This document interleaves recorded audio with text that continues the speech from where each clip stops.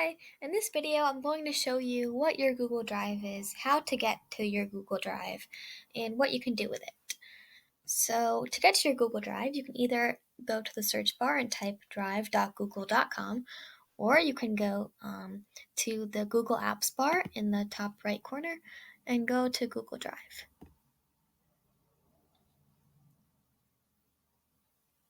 So once you get there, this is what the Google Drive page looks like. Here is where all of your files and folders and everything relating to your Google account will be stored. So it's really easy to find any documents or spreadsheets or slideshow presentations, anything in this area. So here you'll have things under quick access if you've recently viewed them or edited them.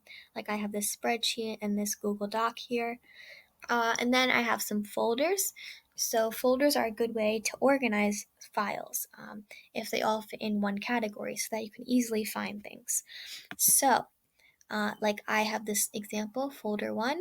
If you right click on that folder, then there are a lot of things you can do. You can search within it, you can rename that folder, you can add it to your starred collection of files so that it's easy to access. You can move it to a different category or maybe underneath another folder. You can even add a shortcut to it for easier access. You can get a link to share with people, or you can directly share it with Google accounts. And another thing you can do, which I think is cool, is change that color.